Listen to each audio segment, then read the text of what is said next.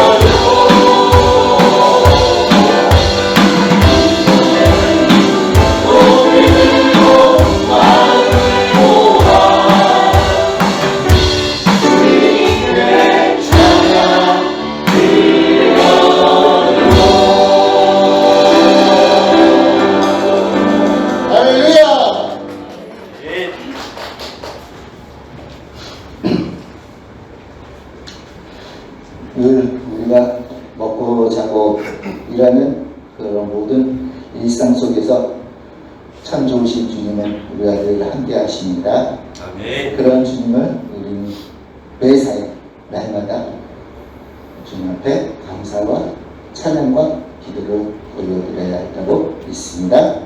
오늘 특별히 새로운 곡이지만 일상이라는 곡을 하나님께 올려드리기 원합니다. 함께 여러분 생소하시겠지만 함께 부르면서 은혜 주시길 바랍니다.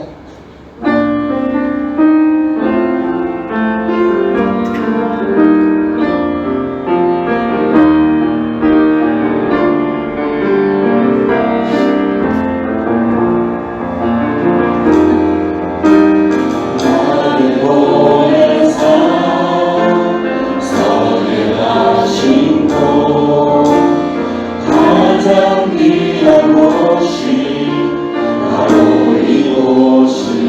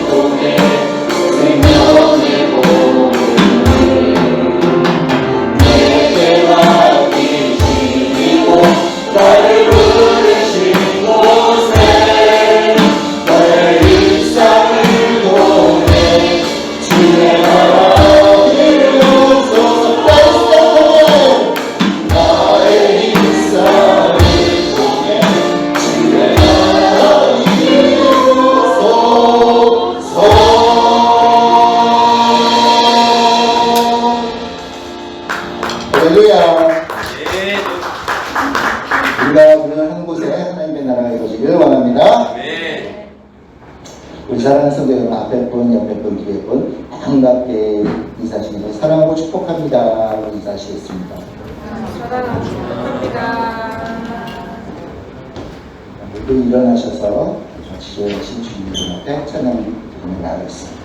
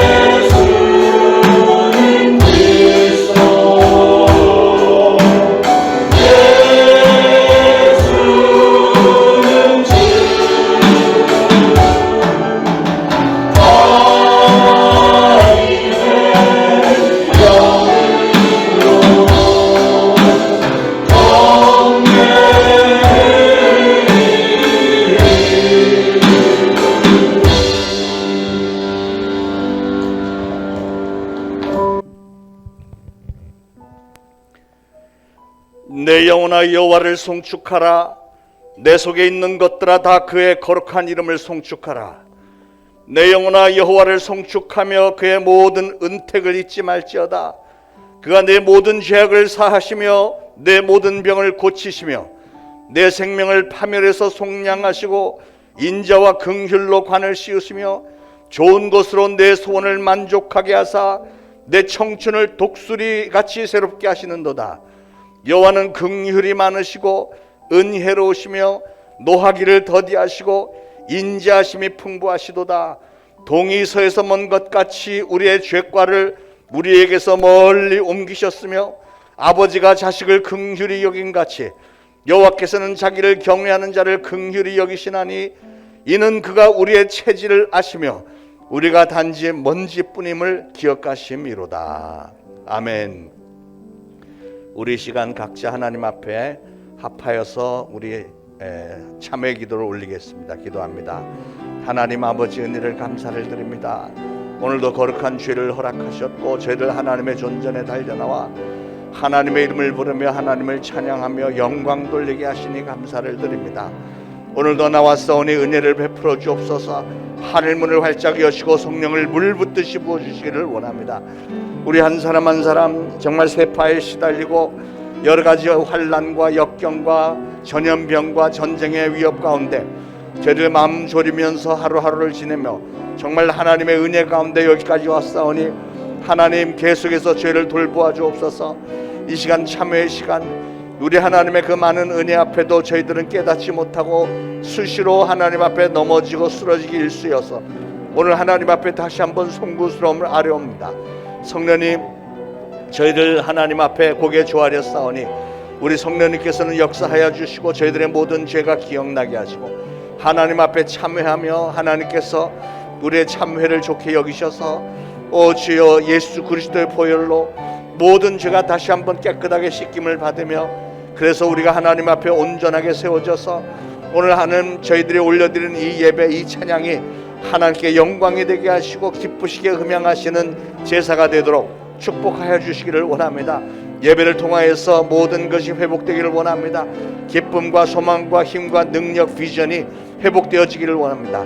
성령님이 역사하시고 우리 하나님께서 우리의 예배를 기쁘게 음향하실 줄로 믿고 감사드리며 예수 그리스도 이름으로 기도하옵나이다. 아멘. 다 같이 사도신경으로 신앙 고백 드리겠습니다. 전능하사 천지를 만드신 하나님 아버지를 내가 믿사오며 그 외아들 우리 주 예수 그리스도를 믿사오니 이는 성령으로 잉태하사 동정녀 마리아에게 나시고 본디오 빌라도에게 고난을 받으사 십자가에 못 박혀 죽으시고 장사한 지 사흘 만에 죽은 자 가운데서 다시 살아나시며 하늘에 오르사 전능하신 하나님 우편에 앉아 계시다가 저리로서 산 자와 죽은 자를 심판하러 오시리라. 성령을 믿사오며 거룩한 공회와 성도가 서로 교통하는 것과 죄를 사하여 주시는 것과 몸이 다시 사는 것과 영원히 사는 것을 믿사옵나이다. 아멘. 모두 작사하시고 함께 기도하시겠습니다. 사랑이 많으신 아버지, 존귀와 영광과 찬송을 드립니다. 복된 주일을 맞이하여 살아계신 하나님을 영과 진리로 예배하오니 진심으로 감사드립니다. 지금까지 지내온 모든 것이 하나님의 은혜와 사랑임을 기억하면서 모든 영광을 주님께 돌려드립니다. 코로나19가 다시 기승을 부리기 시작했습니다. 예전의 일상으로 돌아가기를 원하오며 이럴 때일수록 진정 회개하고 더욱 하나님을 찬양하고 예배하는 열정을 모든 성도들에게 주시옵소서. 전쟁으로 고난을 겪는 우크라이나 국민들에게 희망이 살아나게 하시며 그 고통에서 벗어날 수 있게 능력이 되시는 주님만을 의지합니다. 도와주시옵소서. 게으름과 굳은 마음을 부드럽게 하시며 메마른 눈에 눈물이 다시 흐르고 식은 가슴이 뜨거워지기를 원하오며 주의 큰 사랑으로 거듭나 감격과 감사로 사랑이 넘치는 교회가 되게 하시옵소서. 이 나라를 위하여 기도합니다. 아버지께서 택하여 주셔서 작지만 크게 성장한 이 나라가 무너지지 않게 붙들어 주시고 정치인들을 깨우치게 하여 주시옵고 그들을 위해 주야로 기도하게 하시옵소서. 우리를 이끄시고 계시는 목사님, 더운 날씨에 건강 주시고 심령을 붙들어 주시고 이 시간에 선포하시는 말씀으로 영혼이 쪼개짐과 회복을 경험하게 하시고 지친 심령에 독수리 날개 힘을 주시고 기도하는 영혼들 응답하여 주시고 한 주간도 사랑이 넘치게 하여 주시옵소서. 다음 주부터 각 부서에 여름 행사를 준비하시는 전도사님들과 교사 선생님들에게 그들이 계획할지라도 인도하시는 이는 여호와이시니 부족함 없이 하나하나 은혜와 성령으로 좋은 열매를 맺어 어린 아이들이 믿음이 자라나고 초등부, 중고등부, 청년부 한 사람 한 사람 세상 밖에서 빛과 소금의 역할을 감당할 수 있는 일꾼으로 거듭나게 도와주시옵소서. 하나님께 감사와 찬양을 올리며 모든 영광 홀로 받으시오며 교회의 주인이신 예수 그리스도의 이름으로 기도드립니다.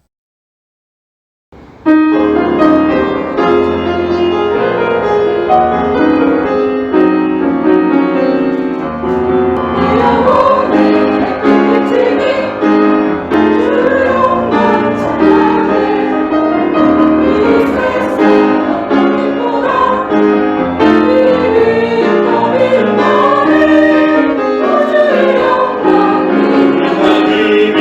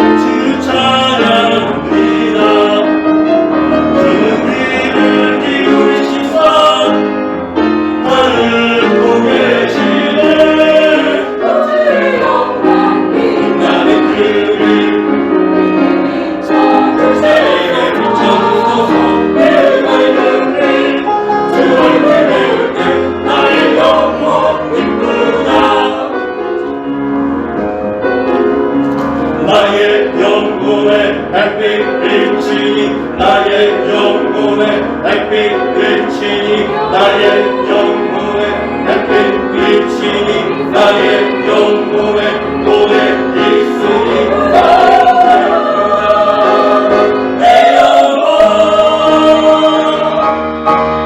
내 영혼의 비담을 입고 그 소망 넘치네 주 예수 복을 주시고 노래로 들으시네 나는 그를 세상에서 저소서 그 밝은 빛주 얼굴 배울 때 나의 영혼 기쁘다 나의 영혼 기쁘다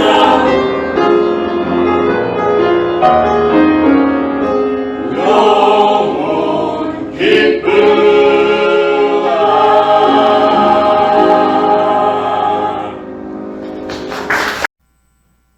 로마서 12장 14절부터 21절까지 우리 다 같이 한 목소리로 봉독하시겠습니다. 너희를 박해하는 자를 축복하라. 축복하고 저주하지 말라. 즐거워하는 자들과 함께 즐거워하고 우는 자들과 함께 울라. 서로 마음을 같이하며 높은 데 마음을 두지 말고 도리어 낮은 데 처하며 스스로 지혜 있는 채 하지 말라.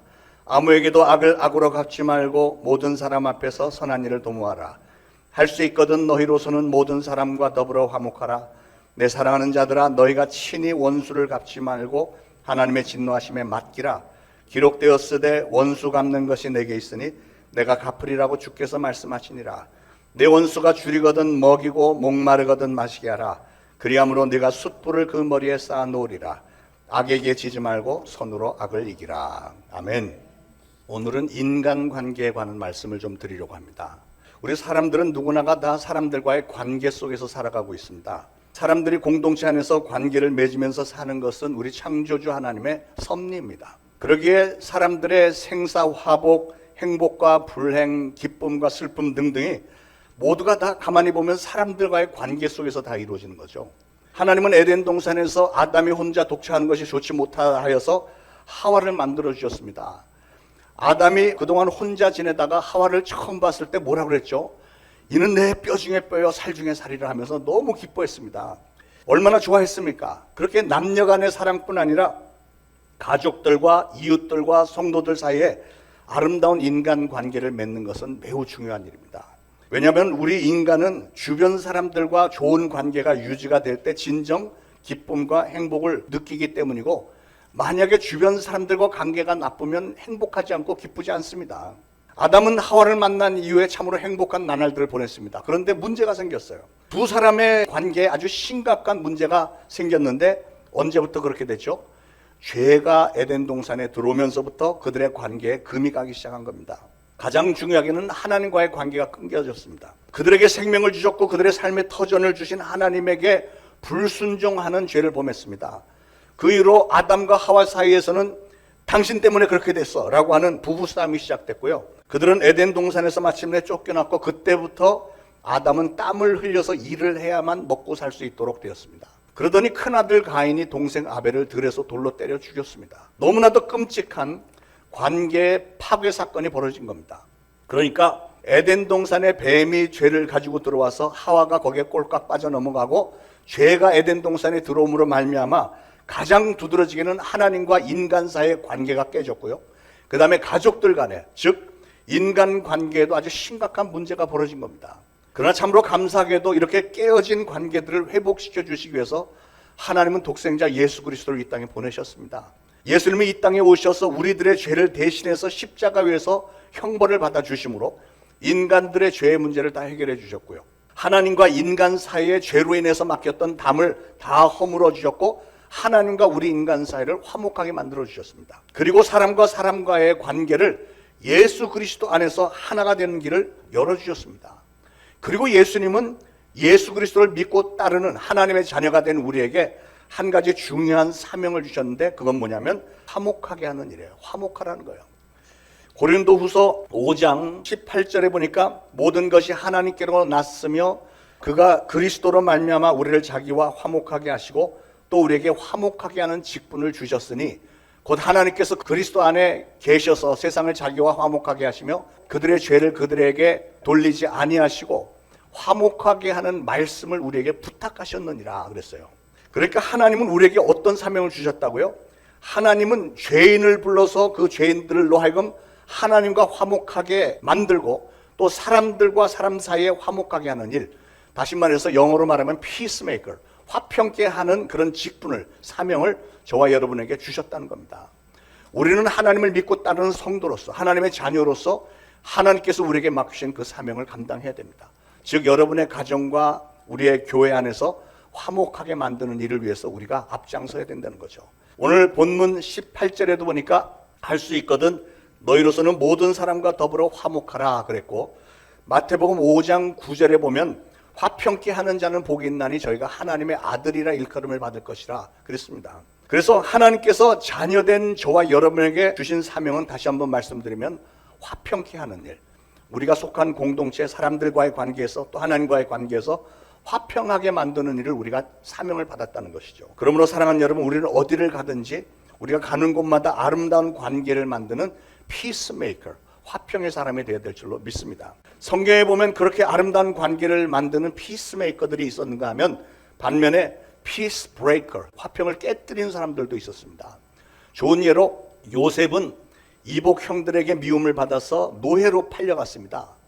얼마나 원통하고 억울한 일입니까? 얼마나 분한 일입니까? 형들이 자기를 죽이려고 했다가 노예로 팔아먹은 거예요. 그러나 요셉은 마침내 애굽의 총리 대신이 되어서 그 못된 형들이 양식을 구하러 왔을 때 그들을 용서를 해줬고, 그것뿐만 아니라 그들에게 먹고 살 길을 열어주기까지 했던 피스메이커였습니다. 다윗도 자기를 죽이려고 드는 사울 왕을 죽일 수 있는 기회가 여러 번 있었지만 끝까지 사울을 건드리지 않았던 피스메이커였습니다. 반면에 사울 왕은 자기에게 그렇게도 충성하는 다윗을 틈만 나면 죽이려고 창을 던지고 단창을 던지고 군대를 풀어갖고 잡아오게 했고, 하여튼 피스 브레이커, 화평을 깨뜨리는 짓을 했고요. 가인은 동생 아벨을 죽이기까지 했잖아요. 그러니까 성경에 보면 피스메이커와 피스 브레이커들이 잔뜩 있었습니다. 사랑하는 여러분, 이 세상 공동체 안에서 살아가는데 인간관계라고 하는 것은 너무나도 중요합니다. 하버드 대학의 MBA 경영대학원 과정에 교재에 이런 내용이 있다고 합니다. 두뇌를 갈고 닦고 기술을 연마하는 훈련을 잘하면 사회에서 성공할 수 있는 확률이 10% 정도 되는데, 대인관계를 뛰어나게 잘하면 성공할 수 있는 확률이 83%다 그랬어요. 무슨 말이냐면 지식이 많고 기술이 많고 경험이 많고 똑똑한 사람이 성공하는 게 아니라 오히려 대인관계를 잘 만드는 사람이 성공한다는 겁니다. 직장에서도 능력이 없어서 해고당하는 경우보다는 대인관계가 나빠서 해고당하는 사람이 훨씬 더 많습니다. 제가 미국에서 대학을 졸업하고 취직하기 위해서 면접을 몇 번 치르다 보니 참 특이한 걸 발견했는데요. 면접 시험을 갔는데 뭘 잔뜩 기대를 하고 왔는데 무슨 필기 시험이나 실기 시험 이런 게 전혀 없어요. 하루 종일 저를 이 부서 저 부서 데리고 가면서 앞으로 제가 거기서 근무를 하게 되면 같이 일을 하게 될 다른 사무실 직원들에게 소개를 합니다. 소개를 하면 Hi, how are you? 하고 인사부터 나누기 시작해서 커피 한 잔 같이 마시면서 이런저런 얘기하고 또 다른 부서 가서 또 이런저런 얘기하고 하루 종일 그게 면접이었어요. 왜 그랬냐면 제가 좋은 공대를 좋은 성적으로 졸업한 건 이력서에 이미 다 나와 있으니까 믿어주시기 바랍니다. 그걸 다시 재확인할 필요도 없고, 회사에서 가장 중요하게 생각하는 건 뭐냐면 이 사람이 우리 회사에 와서 일을 하면 사람들과 대인관계가 괜찮을까? 사람과 대화를 할 때 유머 감각이 좀 있는가? 누가 좀 기분 나쁜 말을 해도 좋게 그냥 지나가는가? 피스메이커인가? 아니면 혈기가 있어서 잘못하면 싸움질을 할 사람인가? 이런 걸 눈여겨보는 거예요. 그런 것만 가지고 사원을 뽑더라고요. 이렇게 대인관계는 중요하다는 겁니다. 대인관계가 좋은 사람은 사람들로부터 신뢰를 받고, 또한 나도 다른 사람을 신뢰하면서 공동체 안에서 조화를 잘 이루기 때문에 사회생활에서 그게 사실은 가장 중요한 덕목이라는 거죠. 자, 제가 여러분에게 퀴즈 하나를 좀 드리겠습니다. 퀴즈. 어떤 청년이 아주 거센 눈보라가 아주 무섭게 몰아치는 추운 밤에 시골길을 운전을 하고 있었답니다. 아주 늦은 밤인데 버스 정류장을 지나가는데 그 추운 눈보라치는 그 밤에 3명이 거기서 덜덜 떨고 있어요. 버스를 기다리고 있는데 너무 늦은 시간이어서, 그리고 눈보라가 심해서 버스가 안 올지도 모르는데 시골길이라. 그런데 보니까 헐럭거리는 막 다 죽어가는 할머니가 한 분이 계시고, 또 가운데는 일전에 자기의 생명을 구해준 적이 있는 의사가 거기 있고요. 그 옆에는 청년이 늘 꿈에 그리던 이상적인 처녀가 하나 서 있었습니다. 그런데 자기 차에는 이제 한 명만 더 탈 수 있는 거예요. 그러면 여러분 같으면은 누구를 어떻게 하겠습니까? 죽어가는 할머니를 태워서 병원에 모시고 가서 목숨을 우선 구하시겠습니까? 아니면 일전에 나를 살려준 적이 있는 의사에게 은혜를 갚으시겠습니까? 아니면 아름다운 이상형의 처녀를 태워오겠습니까? 이 기회를 놓치면 그 처녀를 다시 못 볼 수도 있습니다. 자, 그러면 여러분의 선택은 무엇입니까? 제가 30초 드릴 테니까 옆에 분하고 의논하셔도 괜찮습니다. 누구 어떻게 할 것 같아요? 할머니?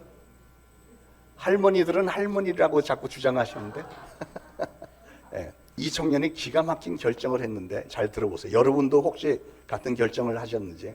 뭐냐면 의사 선생님에게 자기 차를 내주면서 이 할머니를 빨리 병원에 모시고 가서 생명부터 구하시라 부탁을 하고 자기는 그 처녀와 함께 버스 기다리는 거예요. 이거 완전히 선수 아니에요, 선수. 예. 근데 이 퀴즈는 인간관계에 대한 퀴즈입니다, 여러분. 생각을 했어요. 모든 사람의 결과가 좋게 해결이 됐잖아요, 그렇죠? 그러니까 이런 게 바로 화평케 하는 지혜라는 거예요. 성경에 보면 하나님은 그렇게 관계를 소중히 여기는 사람을 축복하신 걸 볼 수 있습니다. 창세기 13장에 보면 아브라함의 종들과 조카 롯의 종들 사이에 풀밭을 놓고 싸움이 붙었습니다. 맨날 다툽니다.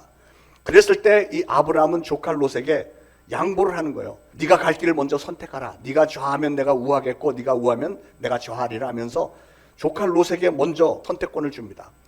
이렇게 조카에게 관대하게 대한 걸 보면 아브라함은 자기 눈앞의 이익보다는 조카와의 관계를 더 중요하게 생각하는 사람이잖아요. 그러니까 하나님은 그런 사람을 너무 좋아하시고 그랬기 때문에 아브라함을 높여주시고 축복해 주신 거예요.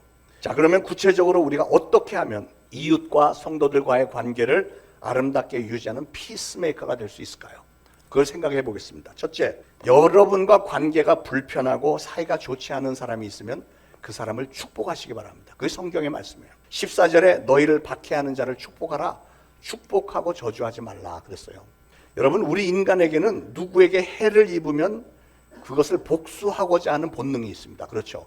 하나님은 그런데 율법에, 구약성경 율법에 이에는 이로 눈에는 눈으로 갚으라 이런 말씀을 하셨어요. 왜냐하면 하나님은 우리 인간의 마음속에는 보복심리라는 게 있는 걸 알고 계셨기 때문에 그렇습니다. 무슨 말이냐면 사람들이 누군가가 내 이빨 하나를 부러뜨렸으면 내가 상대방의 이빨 하나만 부러뜨리는 거로 만족할까요? 화가 나니까 기회가 되면 그 사람 이빨을 다 부러뜨리고 싶지 않겠어요? 여러분 안 그러신가요? 사람들의 보복심리는 그렇습니다. 그랬기 때문에 하나님은 이빨 하나에 이빨 하나 이렇게 정해놓으신 거예요.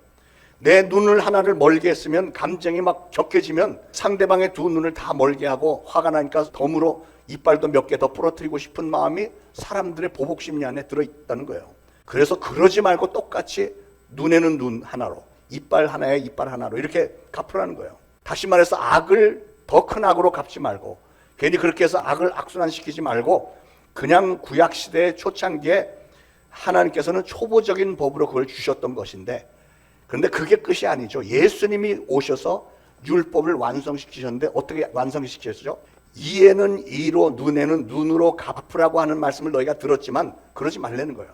세상의 계산법으로는 그게 맞는 것처럼 보이지만 사실은 하나님이 진짜로 원하시는 건 그게 아니고 보복하지 말고 원수와 핍박하는 사람을 용서하고 오히려 그 사람을 축복해 주라는 것이 하나님의 뜻입니다. 이해가 되세요? 그게 바로 진정한 신앙의 자세이고 진정한 지혜라는 거죠.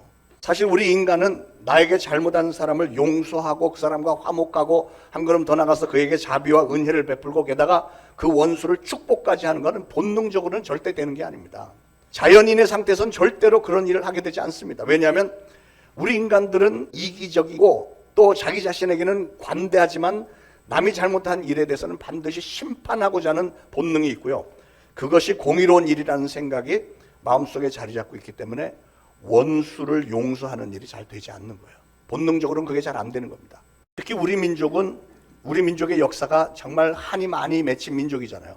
4,500년 역사 동안에 주변에 수많은 강대국으로부터 계속 침략을 당했고 억울한 일 많이 당했기 때문에 우리 민족의 정서 속에는 한이라는 게 맺혀 있습니다. 한. 다른 민족은 한이 뭔지 잘 몰라요. 좋은 예로 우리 민족의 한이 어디서 주로 많이 나타나냐면 민요 있죠. 민요에서 많이 나타나는데 예를 들어서 아리랑 노래를 생각을 해보세요. 어떻게 돼 있죠? 나를 버리고 가시는 님은 심리도 못 가서 발병난다 그러잖아요. 그게 우리의 민요예요. 그게 우리의 민족의 정서라는 거예요. 나를 배신하고 떠나는 사랑하는 님에게 한풀이를 하는 거예요. 너 나 그렇게 버리고 가면 너 심리도 못 가서 발목이 삐든지 발목이 부러뜨리는데 그렇게 할 거다 너. 뭐 이게 저주하는 거잖아요. 여러분, 그래서 한이라는 것은 사실은 좋지 않은 거예요. 한은 다른 말로는 쓴 뿌리인데, 이 마음속에 쓴 뿌리. 근데 여러분, 떠나간 그 사람을 그렇게 저주를 하고 나면 마음이 좀 시원해질까요? 만약에 여러분이 진짜 그렇게 저주했는데 사랑하던 님이 떠나다가 진짜 발목이 부러졌대야. 그러면 야, 그거 참 고소하다 이럴까요? 물론 일시적으로는 고소한 생각이 잠시 있을지 모르지만, 그러나 그 사람이 평생 불구가 됐대. 그러면 그게 얼마나 마음 아프고 죄책감이 들겠어요. 누가 여러분에게 나쁜 악한 짓을 했는데 그 원수를 찾아가서 그 사람의 눈을 다 뽑아버리고 이빨 다 뽑고 그러고 나면 여러분 마음에 막 기쁨과 즐거움이 있을까요? 그렇지 않습니다. 절대 그렇지 않습니다. 그러고 나면 오히려 이상하게 우리 인간들의 마음은요, 그런 짓을 하고 나면 악한 영들이 확 들어와서 사로잡아요. 그래서 그때부터 내 마음속에는 분노가 항상 치밀게 돼요. 분노가 치밀고, 그러다 보면 우울증도 걸리고 대인 기피증도 생기고 세상 만사 그 어떤 일도 흥미도 없고 관심도 없고 점점 어두운 인생이 돼버리고 맙니다. 여러분, 우리가 누구를 저주하기 시작하면 정말 신기하게도 이 마음속에 한이 쓴 뿌리가 점점 더 깊어지게 돼 있어요. 그러면 결국 누가 손해보는 거죠? 손해보는 건 그 한을 품은 사람, 마음에 쓴 뿌리를 품은 그 사람만 불행한 거예요. 그러나 반면에 우리가 그런 원수 같은 사람을 용서를 해버리고 없었던 일로 치겠다, 오히려 하나님께서 너와 함께 하시기를 내가 바란다, 축복을 해줘버리면 정말 신기할 정도로 여러분의 마음에 자유함이 임하고 여러분 마음에 평강이 임하는 줄 믿으시기 바랍니다. 그게 우리 인간의 마음이에요. 여러분에게 상처를 주고 못된 짓을 한 사람을 용서하고 축복하라고 하는 말씀은 사실은 우리 하나님께서, 예수님께서 바로 여러분 자신을 위해서 그렇게 하라는 거였어요. 그래서 20절에는 내 원수가 줄이거든 먹이고 목마르거든 마시오라 이렇게 말씀했습니다. 그러면서 악을 선으로 갚으라 이런 말씀도 했어요. 왜 그랬을까? 그것은 19절에 원수 갚는 것이 내게 있으니 내가 갚으리라 이렇게 말씀했어요. 하나님이 하신 말씀이에요. 원수 갚는 건 내가 해줄 테니까 원수 갚는 거는 네가 하는 거 아니야. 여러분, 누구를 심판하고 판단하고 원수 갚는 거는 우리 인간이 할 일이 아니고 하나님이 하시는 일이에요. 우리 인간에게 우리 하나님께서 주신 명령은 너희는 용서하라, 사랑하라, 품어주라 이런 것만 말씀하셨습니다. 여러분, 원수 갚는 일은 하나님의 소관이라는 것을 꼭 기억하시기 바랍니다. 이걸 바꿔서 말하면, 만약에 여러분이 직접 원수 갚는 일을 나서서 한다면 그건 여러분이 하나님 앞에 불순종의 죄를 범하는 것이고, 또 세상 법으로도 여러분이 만약에 그렇게 하다가는 범죄자가 되어버리는 겁니다. 여러분, 우리에게 진정한 지혜는 하나님의 말씀 앞에 순종하는 게 진정한 지혜입니다. 만약에 여러분이 예수님의 말씀에 순종해서 원수를 용서하고 오히려 그를 축복을 하시면 어떤 일이 일어나는지 아세요? 누가복음 10장 5절에 이런 말씀이 있습니다. 어느 집에 들어가든지 먼저 말하되 이 집이 평안할지어다 하라. 만일 평안을 받을 사람이 거기 있으면 너희의 평안이 그에게 머물 것이요 그렇지 않으면 너희에게로 돌아오리라. 무슨 말이냐면, 여러분이 누구에게 막 축복을 막 했는데 그 사람이 축복을 받을 자격이 없는 사람이라면, 축복을 받을 만한 그릇이 아니라면 여러분이 빌어준 그 축복이 바로 여러분에게 돌아온대요. 그러니까 지혜 있는 사람은 어떻게 해야 돼요? 하나님에게 축복받지 못할 사람 찾아다니면서 축복을 해주면 좋겠어요. 그러면 그 축복이 다 여러분에게 올 테니까. 이게 정말 지혜의 말씀 아닙니까? 자, 어떻게 하면 이웃과의 관계를 아름답게 유지하는 피스메이커가 될 수 있을까? 두 번째로 15절에 보니까 즐거워하는 자들과 함께 즐거워하고 우는 자들과 함께 울라 그랬습니다. 여러분, 아름다운 관계라고 하는 것은 반드시 교제를 통해서 이루어지게 되어 있습니다. 교제라는 뜻의 헬라어 단어는 우리가 잘 아는 코이노니아라는 단어예요. 코이노니아라는 단어는 함께 나눈다는 뜻입니다. 기쁨도 함께 나누고 슬픔도 함께 나누고 한 걸음 더 나가서는 재물도, 물질도 함께 나누는 게 진정한 코이노니아가 되는 겁니다. 성도는 기쁜 일, 슬픈 일에 같이 기뻐하고 같이 슬퍼할 줄 알아야 되고, 또 어려운 사람들을 보면 물질도 같이 나눌 수 있는 사람이, 그게 진정한 성도입니다. 오늘 이 세상이 악하게 된 이유 중에 하나는 제가 판단하기에는 개인주의, 이기주의가 너무 만연한 것 같아요. 나랑 상관없는 사람이 잘 되는 것에 대해서는 별로 관심이 없어요. 근데 나랑 가까이 있는 사람, 여러분의 가족들, 형제들이나 여러분의 친구가 누가 갑자기 대박이 터졌대. 그러면 같이 기뻐하고 즐거워야 되는 게 상식인데 오히려 배가 살살 쓰려오고 질투심, 막 비판하는 말이 그 사람이 갑자기 그렇게 됐대? 와, 그 사람 현찮았던 사람인데? 뭐 이렇게 보통들 얘기하잖아요.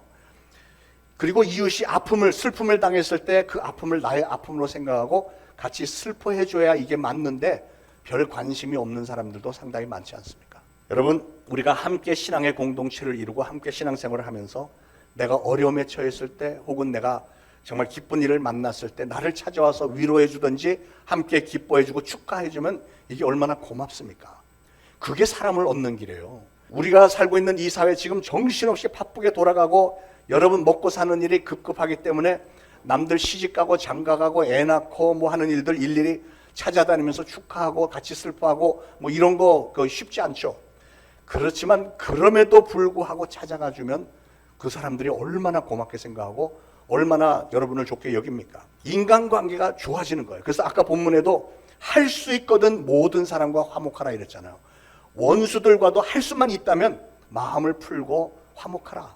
그리고 여러분 가족들, 형제들 간에도 또 성도들 간에도 할 수만 있으면 최선을 다해서 그들과 화목하기를 애쓰라는 거예요. 화목하기를 애쓰는데 저절로 되지 않습니다. 여러분이 시간을 내고 그만큼 정성을 들이고 때로는 희생도 해야만 이게 할 수만 있으면 그런 뜻이에요. 희생도 해가면서 최선을 다해야만 인간관계가 잘 유지가 되는 거예요. 그렇게 하면 여러분이 잃는 것보다 얻는 것이 훨씬 더 많다는 겁니다. 여러분, 저는 우리 성도님들은 우리 교회 이름대로 2000년 전 초대교회처럼 서로 위로하고 위로받는 진정 아름다운 신학의 공동체로 든든히 세워지기를 간절히 소원합니다. 영국의 메이어라는 목사님이 계셨는데 항상 불만이 있었어요. 제가 목회를 해보니까 목사님들의 마음은 비슷해요. 왜냐하면 목사님들의 꿈은 교회가 빨리 부흥하는 거예요. 교회가 부흥해갖고 하나님이 내게 주신 비전, 선교도 많이 하고 선교지에 많이 선교사들 파송하고 막 복음을 위해서 막 열매를 많이 맺는 게 이게 꿈인데, 이 메이어라는 목사님이 목회를 열심히 하는데 안 되는 거예요. 안 되는 이유가 왼편에는 그 당시 세계 최고의 설교가인 스펄전 목사님이 한 6,000명 이상 모이는 교회 목회를 바로 옆에서 하고 있고, 또 이 오른편에는 그 당시 강해 설교로 제일 유명했던 캠버 모건 목사님이 목회하시는 웨스트민스터 교회가 바로 옆에, 양 대형 교회 앞 가운데에 자기는 껴있는 거예요. 그러니까 자기는 아무리 노력을 해도 부흥할 만한 가능성이 전혀 없는 겁니다. 그래서 이 목사님이 하나님 앞에, 하나님 하필이면 제가 어떻게 이렇게 갖고 목회가 되겠습니까? 이러다가 어느 날 갑자기 막 충격을 받았어요. 충격을 받으면서 회개하기 시작했어요. 내가 지금 도대체 뭘 하는 건가? 이 양쪽 교회들이 다 우리 동역자들인데, 예수 그리스도의 복음을 위해서 하나님께서 우리 같은 팀으로 모아주신 동역자인데 내가 왜 이분들이 잘 되는 것에 대해서 불만을 내가 얘기를 하고 있지? 그래서 하나님 앞에 회개를 하고 하나님 잘못했습니다. 그리고 그때부터는 이 교회 목사님, 교회를 위해서 막 열심히 기도를 했대요. 그랬는데 얼마 지나지 않아서 갑자기 사람들이 몰려오기 시작했더래. 그래서 이게 어떻게 된 영문인가 보았더니 세상에 이 교회가 엄청나게 부흥하고 이 교회도 엄청나게 부흥하니까 앉을 자리가 없으니까 빈자리가 많은 이 교회로 사람들이 몰려왔디야. 저도 우리 교회가 그렇게 되면 좋겠습니다. 매주 빈자리가 없어갖고 막 뺑 둘러서 서서 예배 드리고 모자라면 저기 다 터갖고 더 넓게 하고 막 이런 날이 속히 오기를 소원합니다. 그렇게 되기 위해서는 내 교회, 네 교회 따지지 말고 주변에 부흥이 잘 되는 교회를 보면 기뻐하고 축복하고 같이 기도하는 거예요. 우리가 정말 한 팀으로서 이 지역 사회의 그 복음을 위해서 우리가 한 팀이 되겠노라 하고 열심히 기도를 하면 그 축복이 바로 우리에게도 오게 될 줄로 믿으시기 바랍니다. 저는 우리 교회 성도님들은 이 교회뿐만이 아니고 가정도 똑같아요. 가정, 직장, 사업. 여러분이 서로 다른 가정들과 그 가정의 직장, 사업장을 위해서 여러분이 축복 기도를 많이 하시면 여러분 자신의 가정과 기업과 사업도 덩달아서 축복을 받게 될 줄로 믿으시기 바랍니다. 그게 하나님의 방법이에요. 자, 어떻게 하면 이웃과의 관계를 아름답게 유지하는 피스메이커가 될 수 있을까? 세 번째는 아주 중요하게 스스로 낮아져야 됩니다. 낮아져야 돼. 오늘 16절에 서로 마음을 같이 하며 높은 데 마음을 두지 말고 도리어 낮은 데 처하며 스스로 지혜 있는 채 하지 마라. 여러분, 교회 공동체 안에는 가난한 사람, 부자, 병든 사람, 건강한 사람, 배운 사람, 못 배운 사람, 별의별 사람 다 섞여 있습니다. 사람들은 부모에게서 물려받은 성격도 다르고 자라면서 또 이 살면서 살아온 환경들이 다 다르기 때문에 생각들이 다 다릅니다. 그렇기 때문에 교회 안에서도 보면 같이 친한 것 같은데 늘 부딪히는 사람들 많습니다. 왜냐하면 그게 당연한 거예요. 성격이 그리고 사고방식이 다르기 때문에 부딪힐 수밖에 없죠. 죽도록 사랑을 했기 때문에 결혼했던 부부도 수시로 다투잖아요. 만약에 여러분 부부가 좀 기분이 나쁘고 생각이 다르고 해서 언성을 높이면서 싸웠다고 해서 갈라선다면 1년 이상 갈 부부가 있을까요? 가정들마다 1년에 몇 차례씩 이혼하고도 남을 텐데요. 그러니까 사랑이라고 하는 것, 신앙의 공동체, 가정 공동체라고 하는 것은 서로 이해하고 참고 용서하고 품어주면서 그렇게 사랑의 공동체를 세워나가는 겁니다. 처음부터 짜자잔 하고 되는 게 아니고 다 이렇게 삭혀가면서 하나가 되어가는 게 이게 가정 공동체, 교회 공동체가 되는 거예요. 그래서 교회도 보면 성도들 친한 것 같다가도 어느 사이에 보면 또 틀어져 있고 이런 경우가 종종 있습니다. 중요한 건 우리가 예수 그리스도가 우리의 주인 되시고 우리의 머리가 되시고 그 예수 그리스도의 가르침에 따라서 지체된 우리가 한 마음 한 뜻으로 교회를 세워나가는 거예요. 그러니까 예수님을 위해서 우리가 존재한다는 신앙을 품고 그러기 위해서 지체된 우리 성도들을 서로 다 품어야 되는 거예요. 여러분과 저가 예수 그리스도의 몸 되신 교회를 형성하는 지체들입니다. 지체라는 뜻은 아시죠? 눈, 코, 귀, 입, 손, 발 뭐 전부 다가 다 한 팀이 돼야 되는 거예요. 한 팀. 손가락 5개가 서로 다퉜대죠. 엄지손가락이 야 내가 엄지손가락이니까 내가 왕이야. 그랬더니 검지가 야 너는 내가 없으면 너는 아무것도 못해. 내가 받쳐줘야 뭘 하지. 그랬더니 가운데 손가락이 내가 키가 제일 크니까 내가 왕이야. 그랬더니 4번째 손가락이 나는 저런 반지를 끼는 손가락이니까 내가 사랑하는 그 손가락이니까 나 없으면 안 돼. 그랬더니 새끼손가락이 이렇게 있다가 야, 나 없으면 니들은 병신이야. 그러니까 하나도 없으면 안 되는 거예요.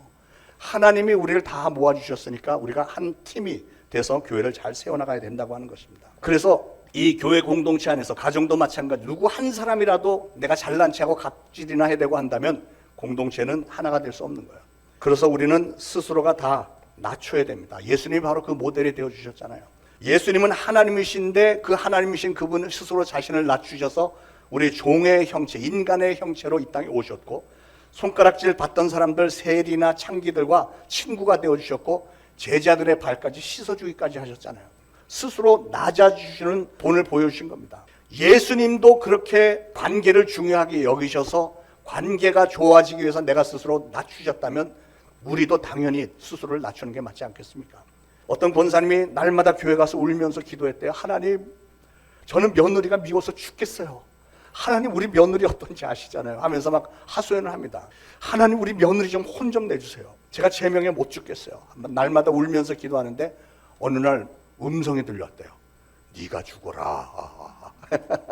그래서 아니 하나님 저보고 죽으라뇨. 제 며느리 못된 거 아시잖아요. 제가 지금까지 얼마나 오랫동안 죽고 살았는데요. 이 이상 어떻게 더 죽을 수 있겠습니까?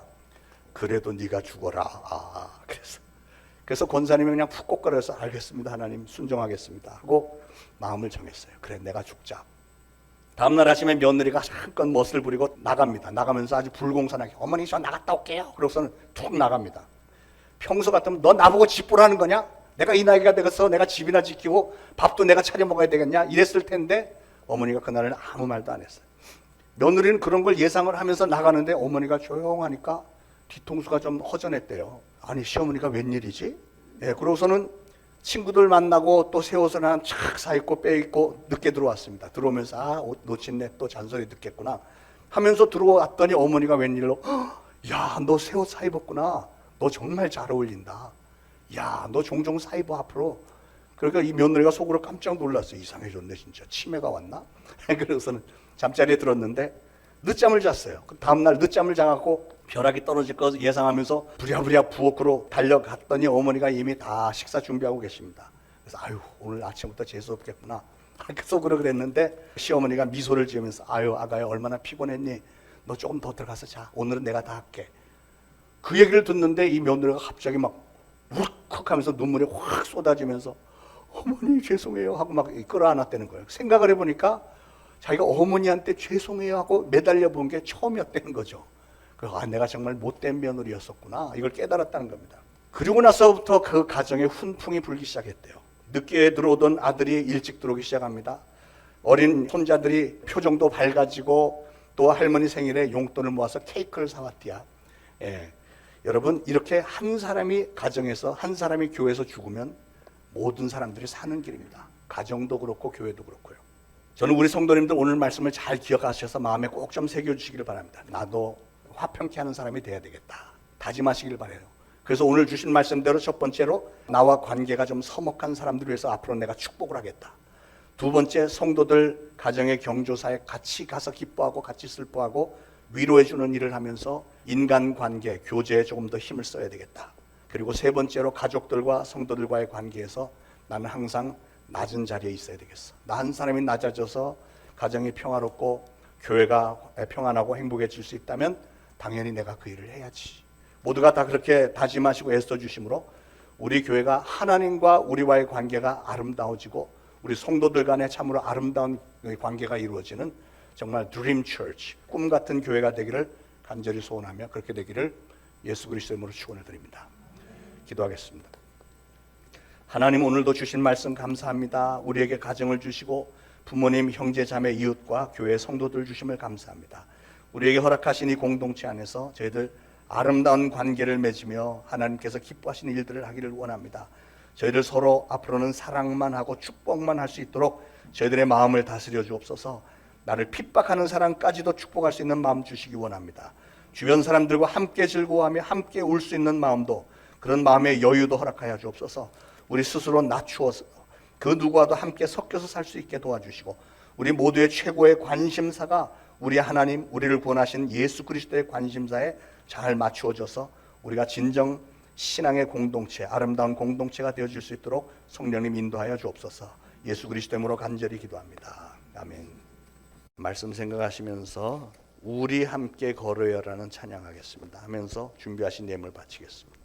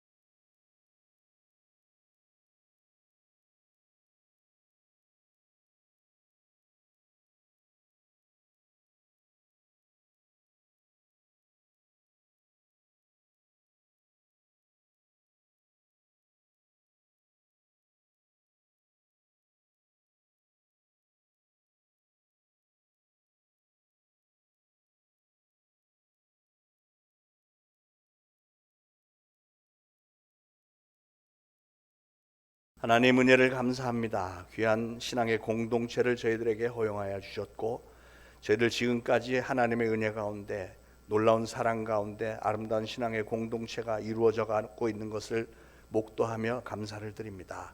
가정도 교회도 우리 하나님께서 세워주신 그런 공동체 안에서 오늘 주신 말씀 잘 지켜 행하기를 원합니다. 평화 만드는 피스메이커들이 다 되기를 다시 한번 다짐합니다. 오늘도 예물 바치오니 우리 하나님께서 바쳐진 예물 축복하셔서 잘 쓰임받게 하시고 바친 모든 손길들 하나님 축복하셔서 30배, 60배, 100배 결실들이 각 가정들마다 넘치게 하옵소서. 세상은 경제적으로 많이 힘들어졌다고 아우성이지만 그러나 하나님께서 돌보시는 사람들 어떤 축복을 받는지 저희 한 사람 한 사람을 모델로 세워주셔서 정말 하나님께 영광이 될 만한, 그래서 우리가 하나님께 더 많이 바치며 또 어려운 이들에게 많이 베풀 수 있는 손길이 될 수 있도록 성령님께서는 가득 채워 주옵소서. 감사하며 예수 그리스도 이름으로 기도합니다. 아멘.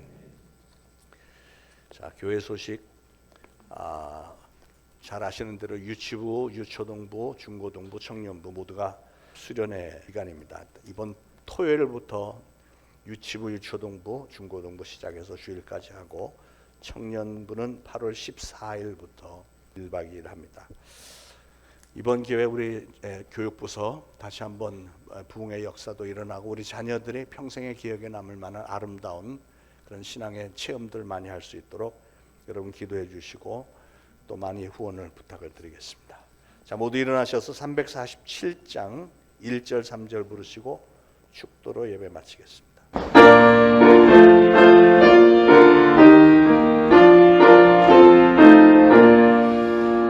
허락하신 새 땅에 들어가려면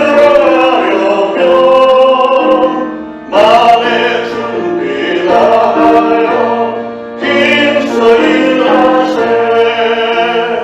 여호수아 본받아 앞으로 가세. 그리고 펼쳐서는 주님 부일세. 앞서가신 예수님 바라보면서 모든 마음을 합하여 힘써 일하세. 여호수아 본받아 앞으로 가세. 그리고 펼쳐서는 주님